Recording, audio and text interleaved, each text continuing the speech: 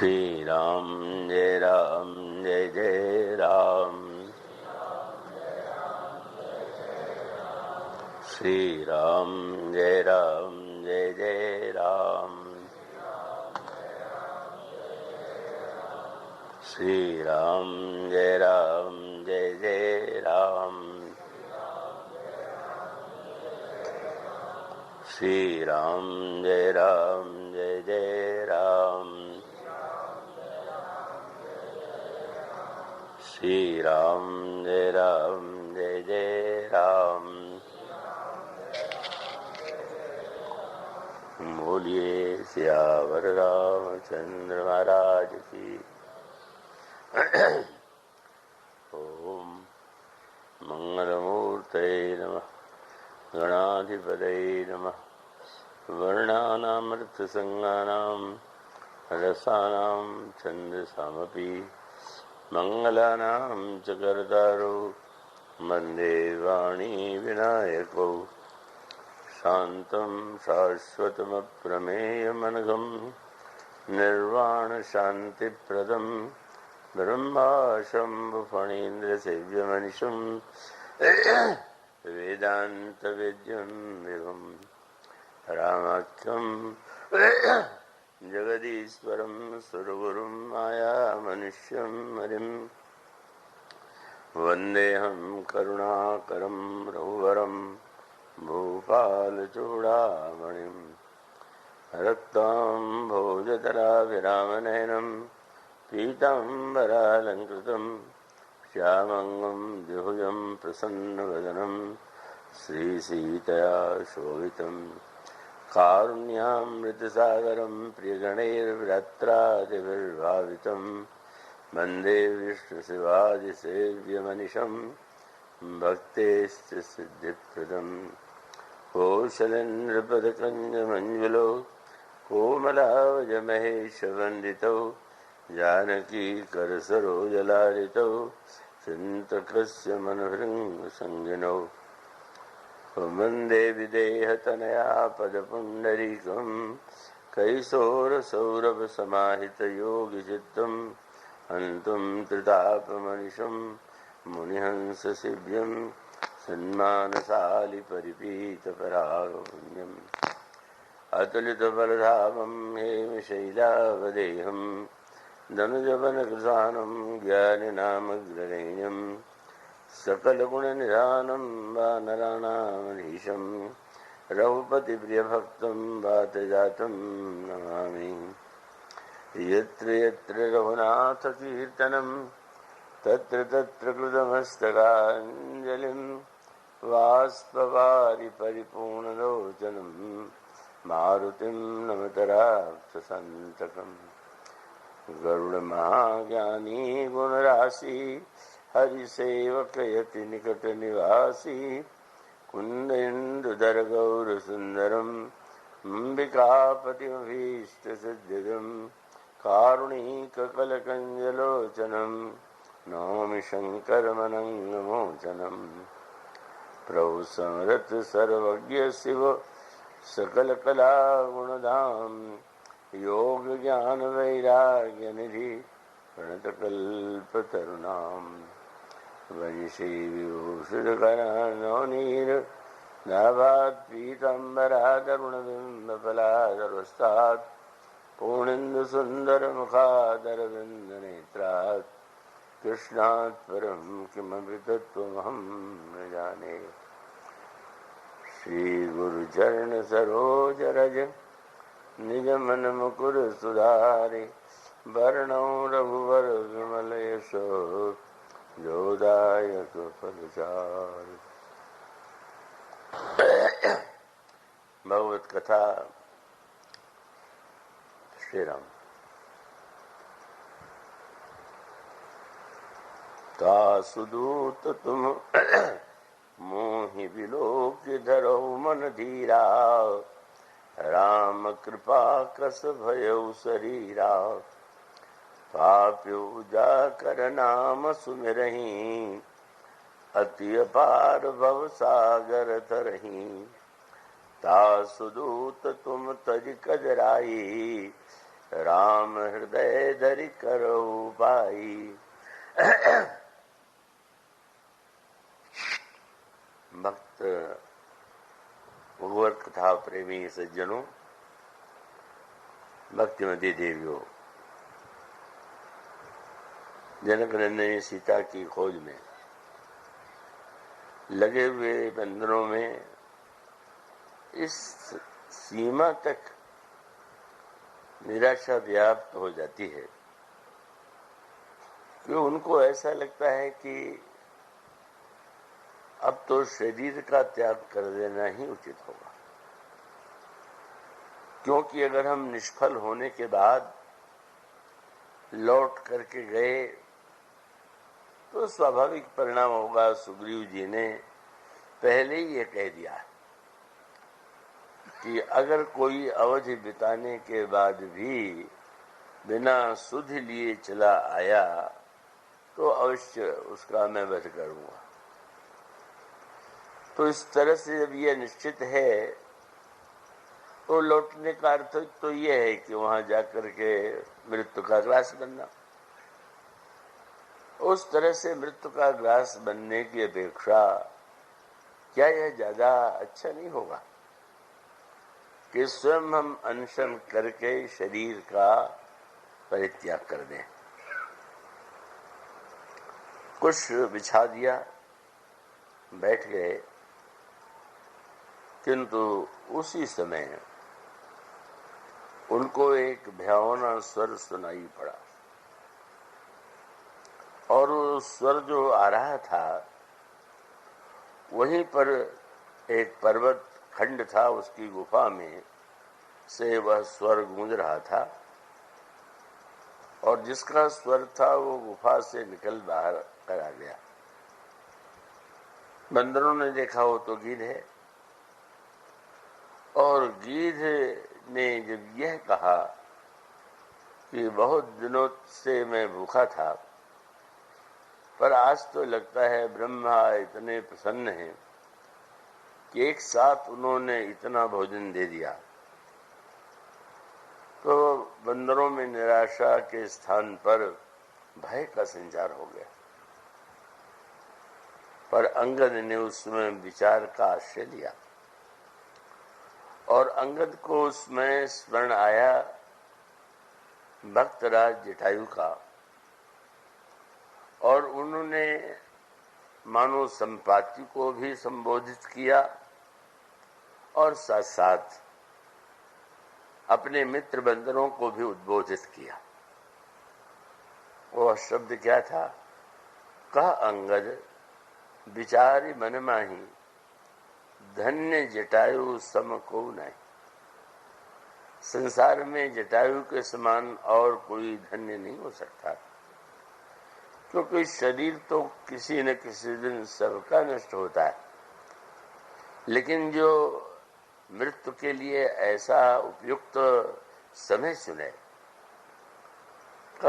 उन्होंने जनक नंदनी सीता की रक्षा में प्रयत्न में अपना प्राण दे दिया और वो स्वयं भगवान के धाम में जाकर के निवास कर रहे हैं। इसके द्वारा वो बंदरों को भी एक उद्बोधन दे रहे थे कि भगवान के कार्य करते हुए यदि कभी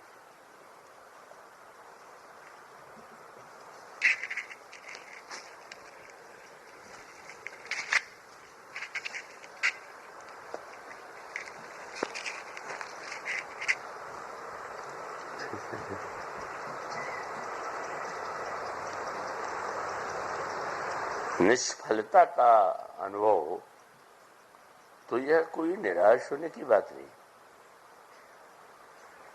मानो इसका अभिप्राय यह है कि अगर व्यक्ति के हृदय में एक निश्चित बात आ जाए कि जो भी कार्य हम करेंगे उसमें सफलता मिलेगी, तो मानो वो उसने जो संकल्प किया वो सही नहीं। भगवान कृष्ण जब अर्जुन को उपदेश देते हैं युद्ध के लिए, तो वे कह सकते थे कि तुम युद्ध करो मैं तुम्हारा अर्थ हाँक रहा हूं, तुम्हारी विजय निश्चित है। भगवान कृष्ण स्वयं साक्षात ईश्वर है और वे जानते भी हैं, कह भी सकते थे, लेकिन उन्होंने जो अर्जुन को उपदेश दिया वो बड़े महत्वपूर्ण शब्दों में दिया। उन्होंने कहा, अर्जुन तुम्हें युद्ध से डरना नहीं चाहिए। और फिर उन्होंने दो विकल्प बताए। मान लो युद्ध करोगे तो युद्ध में तुम जीत भी सकते हो, मर भी सकते हो, ये कह दिया। हतो वा प्राप्त से स्वर्गम, अगर तुम्हारा शरीर छूट जाएगा, मारे जाओगे, तो तुम स्वर्ग प्राप्त करोगे। और जित्वा वा भोक्ष से मही, अगर जीवित रहोगे तो इस पृथ्वी का भोग करोगे। तो वस्तुतः स्वर्ग का भोग और चाहे तो तुम इस पृथ्वी का भोग करोगे, इसलिए तुम्हें युद्ध अवश्य करना चाहिए। और साथ साथ उन्होंने जिस समत्व योग का उपदेश दिया, उसमें उन्होंने कहा कि व्यक्ति जो है, अगर केवल यह मान करके चले कि केवल उसको विजय ही मिलेगी, पराजय नहीं, केवल उसको लाभ होगा और कभी हानि नहीं होगी, तो भगवान ने कहा कि नहीं, तो संभव नहीं। क्योंकि सृष्टि का जो निर्माण है वो द्वंद्व से बना हुआ है। दिन है, रात्रि है, ऋतुओं में और समस्त वस्तुओं में परिवर्तन होता है। इसलिए तुम्हें अपने आप को समत्व में स्थित रख करके ही युद्ध करना चाहिए। और वहां भगवान का वाक्य था, लाभा लाभो जया जय। चाहे लाभ हो, चाहे लाभ न हो करके हानि हो, चाहे जय हो और चाहे पराजय हो, तुम उनमें समान अपने को रखने का प्रयास करो। और कितना बड़ा विलक्षण सूत्र है। और यह अगर सूत्र व्यक्ति समझ ले और वो यह मानने की भ्रांति न कर दे कि हमारे जीवन में जय ही जय, पराजय नहीं, हमारे जीवन में ऐसे ही ऐसे, हमारे जीवन में ऐश नहीं है, वो संभव नहीं। तो इसलिए मानो जो पहले से इस बात के लिए प्रस्तुत है, और उस समय जब वो कर्म में आरूढ़ होता है, तो भगवान ने एक बहुत सुंदर सूत्र दिया। महाराज, आप ये यदि कहते हैं तो व्यक्ति तो कोई भी कार्य करेगा तो फल के लिए करेगा। तो ऐसी स्थिति में अगर व्यक्ति फल की इच्छा रख करके कर्म करे तो ही कर्म होगा। ऐसी स्थिति में क्या आप ये कहना चाहते हैं कि फल की इच्छा छोड़ करके? तो भगवान ने कहा, बहुत सुंदर बात कही, नहीं, मैं जानता हूं प्रत्येक व्यक्ति में फल की इच्छा है, पर अगर एक वाक्य मेरा याद कर ले, क्या? कर्मण्येवाधिकारस्ते मां फलेषु कदाचन। तुम्हारा अधिकार कर्म करने में है, उसका फल क्या होगा वो मेरे ऊपर छोड़ दो। और यदि यह बात समझ में आ जाए तो फिर भक्ति भावना का एक ऐसा अंतःकरण में उदय होता है कि वो प्रत्येक परिस्थिति में घी या रुखान मिले तो खुशी, और खुशी है मिले जो पे रूखी है भाजी, सूखी है रोटी को टूक मिले, और सूखे है मिले जब जब थाली है साजी। कंथा सुखी और सुखी साल पे, और प्यादे खुशी और खुशी चढ़े बाजी। तो आप चाहते क्या हैं? बोले राजी रहें रसिकेश घने, हम हैं नित राम के राजी में राजी। पैदल कहें पैदल चलूं, हाँ घोड़े पर बैठे हैं घोड़े पर, चाहे जैसा वो करें, अगर बहुत मिष्ठान युक्त श्रेष्ठ भोजन मिले तो भी बहुत अच्छा, रूखी भाजी मिले तो भी बहुत अच्छा। क्योंकि हमारी दृष्टि यह है कि जो कुछ कार्य कर रहे हैं वो प्रभु की प्रसन्नता के लिए। और अगर प्रभु जिसमें प्रसन्न है, यह सूत्र जब आ जाता है, और उसके सर्वोत्कृष्ट दृष्टांत है श्री भरत जी महाराज। श्री भरत जी ने अयोध्या की सभा में प्रभु के दर्शन के लिए जाने का निर्णय किया और यह भी घोषणा कर दिया कि बन ही देव मुनि राम ही राजू, राज्याभिषेक की सारी सामग्री लेकर के चलना चाहिए और वन में ही हमारे गुरुदेव प्रभु को श्री रामभद्र का अभिषेक करेंगे। सारे अयोध्या वासियों के हृदय में, मन में यह भाव गूंज रहा है और सब यह भाव लेकर के ही जा रहे हैं कि वहां भगवान श्री राम का राज्याभिषेक होगा। लेकिन और कैसी विचित्र बात है कि संकल्प लेकर के गए ही नहीं, भगवान और उनका संवाद इतना श्रेष्ठ है कि क्या कहना। का आशा थी गुरु वशिष्ठ को भी, सत्य और धर्म संदर्भ में जुड़े हुए मुनियों को भी, कि राम भरत की बात को स्वीकार नहीं करेंगे। वे पिताजी की आज्ञा से अगर आए हुए हैं तो निश्चित रूप से नहीं करेंगे। और वाल्मीकि रामायण में लिखा कुछ ऐसे ही कि भगवान श्री राम ने स्पष्ट कह दिया कि भरत, किसी भी प्रकार से मैं पिताजी की आज्ञा टाल नहीं सकता हूं। और वाल्मीकि रामायण में तो यहाँ तक कह दिया गया कि श्री भरत तो अनशन करने बैठ गए कि अगर आप मेरी प्रार्थना नहीं स्वीकार करेंगे तो मैं अनशन करके प्राण दे दूंगा। तो वो एक पक्ष है का, वो ये जो प्रसंग है वो महर्षि वाल्मीकि ने श्री राम के धर्म निष्ठा के प्रमाण में प्रस्तुत किया। मर्यादा और धर्म में कितना स्थित है, इसको आप महर्षि वाल्मीकि को निंदा की दृष्टि से नहीं देखेंगे। मैं क्यों निंदा करूं?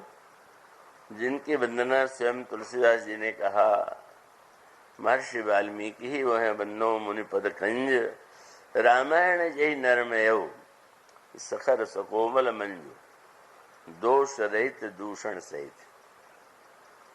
फिर बाद में किसी ने गोस्वामी जी से पूछा होगा कि आपकी रामायण पढ़ के तो ये लगता है कि आप कुछ कह रहे हैं, वाल्मीकि जी कुछ कह रहे हैं, तो उनकी बात ठीक कि आपकी बात? तो गोस्वामी जी ने कहा दोनों की बात ठीक है। दोनों कैसे ठीक हो सकती? क्योंकि कलप कलप प्रति प्रभु अवतर ही, चारु चरित नाना विधि करही। भगवान एक ही बार थोड़ी अवतार लेते, वो प्रत्येक कल्प में अवतार लेते हैं और विविध प्रकार के चरित्र करते हैं। तो ऐसी स्थिति में जो जिस कल्प के राम का चरित्र लिख रहा होगा उसका वैसा होगा। तो वाल्मीकि जी महाराज का कल्प दूसरा और मेरा कल्प दूसरा। बहुत उन्होंने कह दिया बस आप यूं बुरा न मानिएगा कि सत्य तो यह है कि हरि अनंत हरि कथा अनंता, कहीं सुनहि बहु विधि सब संता। और अगर कथा अलौकिक सुनहि जे ज्ञानी, नहीं आचर्य करही ऐसे जानी। राम कथा के मिति जग नाही, अस प्रतीत तिनके मन माही। नाना भांति राम अवतारा, रामायण सतकोट व्यापारा। मानो वाल्मीकि, कई लोग ये मानने की भूल कर बैठते हैं कि गोस्वामी जी ने वाल्मीकि रामायण का अनुवाद किया या वाल्मीकि रामायण से लिया। ऐसा नहीं। वाल्मीकि महर्षि की वंदना करते हैं, पर वे जिन कल्प के राम की वंदना या आराधना वाल्मीकि जी करते हैं और तुलसीदास जी के जो श्री राम हैं वो अलग अलग कल्पों के। तो वाल्मीकि महाराज के महर्षि वाल्मीकि के राम मर्यादा प्रधान है और तुलसीदास जी के राम या शंकर जी के नाम राम कहिए वो प्रेम प्रधान है। तो इसलिए भिन्नता मान करके बुरा नहीं। अब वो प्रत्येक जो धर्म प्रधान राम है और जो प्रेम प्रधान राम है, उनमें तो अंतर होना स्वाभाविक है, और इसलिए उनके नाम भी तो अनेक हैं। कहीं तो श्री राम जो हैं बड़े धैर्यशाली हैं और कहीं राम अधीर हैं।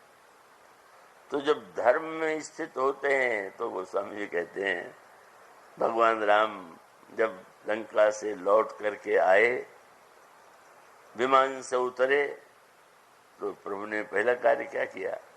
श्री भरत 14 वर्ष तक कैसी व्याकुलता से हर क्षण प्रतीक्षा कर रहे थे, मुनियों के हृदय में वैसी तो कोई व्याकुलता नहीं थी। तो प्रभु जो है सबसे पहले का श्री भरत को हृदय से लगा लें, ये कुछ ठीक लगता था, पर गोस्वामी जी ने शब्द बदल दिया। वो अयोध्या वाले राम दूसरे हैं, एक कल्प में ही नहीं, एक कल्प में भी अयोध्या के राम दूसरे और चित्रकूट के राम दूसरे। उसका उत्तर क्या तात्पर्य? वामदेव वशिष्ठ मुनि नायक, देखे प्रभु मई धरी धनुषायक। धनुष बाण रख दिया, गुरु जी को प्रणाम किया, ये क्या है? शिष्टाचार में लग गए। भरत वहां बेचैन खड़े हैं, बोले बस याद रखना, ये धर्म धुरंधर रघुकुलनाथ अयोध्या में है, गुरुदेव के सामने ये धर्म धुरंधर है। धर्म की जो मर्यादा है कि सबसे पहले प्रणाम किया जाना चाहिए गुरुदेव को, ब्राह्मणों को, और बाद में जिससे अपना स्नेह का नाता है। तो गोस्वामी जी ने तुरंत कहा कि ये तो बस बड़े धीर है। तो धर्म में धैर्य की प्रशंसा है, और प्रेम में अगर कोई धैर्यशाली बना रह गया तो प्रेमी है ही नहीं। इसका अर्थ है, अगर धर्म की दृष्टि से कोई धैर्यशाली नहीं है तो अधूरा है। और प्रेम की दृष्टि से चित्रकूट में जिस समय श्री लक्ष्मण जी ने प्रणाम करके प्रभु को सूचना किया, कहत सप्रेम नाई महिमा था, भरत प्रणाम करत रघुनाथा। और तब जो राम उठे कौन है? वो धर्म धनंदर बिल्कुल नहीं। तब बोले, उठे राम सुनि प्रेम अधीरा, कहूं पट कहूं निशंग धनु तीरा। चित्रकूट की प्रेममयी भूमि में वे अधीर हैं, और अयोध्या की मर्यादा भूमि में वो धीर हैं। और मुख्यतः मूला दोनों के चरित्र का दर्शन अलग अलग है। कितने माम से मर्यादा में, सत्य में दृढ़ हैं कि किसी तरह से उसे नहीं छोड़ना चाहेंगे, ये महर्षि वाल्मीकि कहते हैं।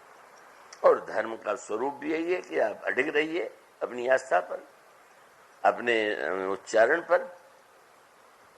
लेकिन यह जो धर्म और मर्यादा का सत्य है, और विशेष रूप से चित्रकूट की प्रेम भूमि में श्री भरत आए हुए हैं, और श्री भरत आए हुए हैं श्री राम के राज्याभिषेक के लिए। सामग्री लेकर के आए हैं तिलक की, और गुरुदेव साथ में आए हुए।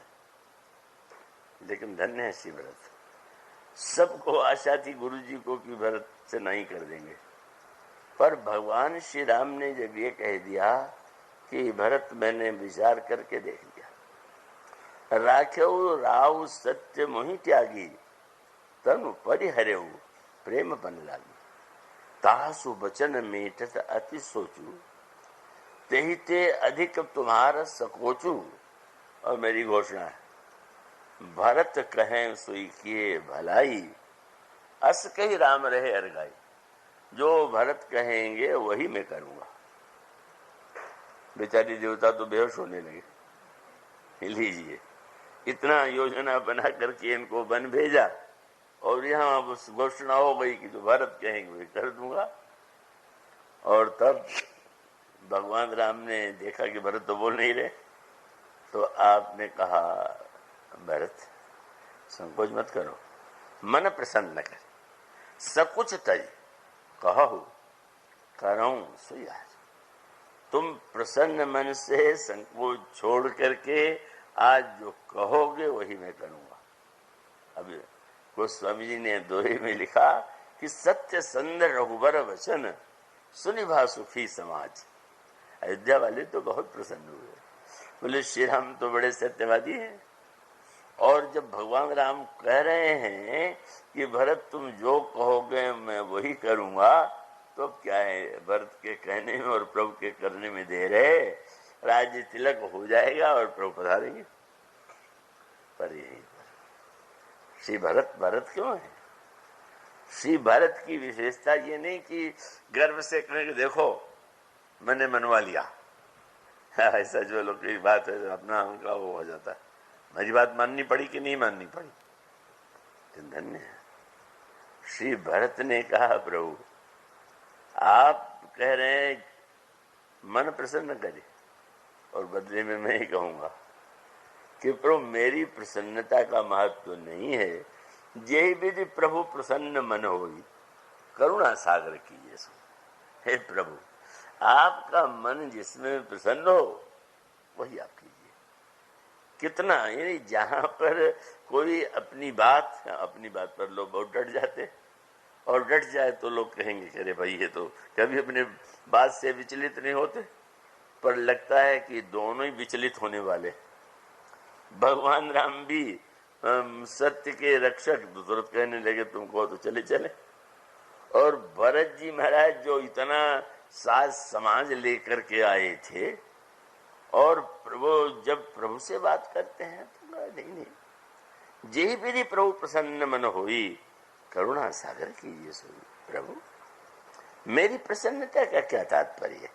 आपको जिसमें प्रसन्नता हो आप वही आदेश दीजिए, मैं वही करूँ। ये सर्वोच्च स्थिति है, ये हम लोगों के बस की बात नहीं है। पर वो तो एक ऊंचे स्तर में जाकर के भक्त किस तरह से स्वयं अपनी इच्छा, अपनी प्रसन्नता, अपनी आकांक्षा से दूर चला जाता है, वो कुछ नहीं। और इस तरह से मानो यह जब सूत्र ध्यान में आ गया कि बस प्रभु की प्रसन्नता जिसमें होगी, प्रभु जैसा चाहें, जिस रूप में चाहें वही मैं करूंगा। और सचमुच श्री भरत ने यही किया। यहां तक कि राज्याभिषेक की सामग्री लेके आए हैं। कोई दूसरा हो तो कह लीजिए हम तैयारी करके आ गए, कोई विवाह मंडप में विवाह के सामग्री के साथ एकत्र हो और दूल्हा जी चले जाए तो वो तो बड़ा विचित्र दृश्य होगा। पर धन्य श्री भरत, उन्होंने कहा महाराज बहुत से तीर्थ के जल और सामग्री आपका राज्याभिषेक के लिए आया हुआ, तो अब आप बता दीजिए कि इसका क्या करें। मैं लाया, हम लोगों को तो चिंता हो जाएगी, इतना पैसा लगाया है, सामग्री लाए, इतना मेहनत किया उन्होंने एक वाक्य में। पर वो ये कहते हैं कि नहीं, आप बस जैसा चाहें, इसका क्या करें। और प्रभु ने तुरंत कहा कि भरत तुम महर्षि अत्रि के पास जाओ, और महर्षि अत्रि जहां इस जल को तीर्थ के जल और सामग्री को रखने के लिए कहें, तुम वहीं पर इसको स्थापित कर देना। कितनी बड़ी बात थी। प्रभु की दृष्टि कहाँ है, और प्रभु की दृष्टि इतने महत्व की है कि लगा तो उन्होंने कि भरत की बात को तो नहीं माने, क्योंकि अंत में तो लौट के चले गए। पर नहीं, क्या जिस समय अत्रि जी के पास गए तो एक स्थान, आप में से जो लोग चित्रकूट यात्रा में गए होंगे वो जानते हैं कि स्थान है जिसका नाम भरतकूप। तो भरतकूप जो है वो सूखा पड़ा हुआ था, सूखा कोई पुराना कुआं रहा होगा। उन्होंने श्री भरत जी से कहा तुम यहीं तीर्थ का जल स्थापित कर दो। सूखे कुएं में तीर्थ का जल जिस समय कहा, तब पता चला कि भगवान श्री राम मानो यह बताना चाहते थे कि मैं अगर सिंहासन पर बैठ जाऊंगा तो इस युग के लोग प्रसन्न होंगे, लेकिन भरत का लाया हुआ जो भरत की सामग्री जो है वो तो युग युगों तक जीव का कल्याण करती रहे। और इसलिए अत्रि जी ने यह कहा, भरत अब इसका नाम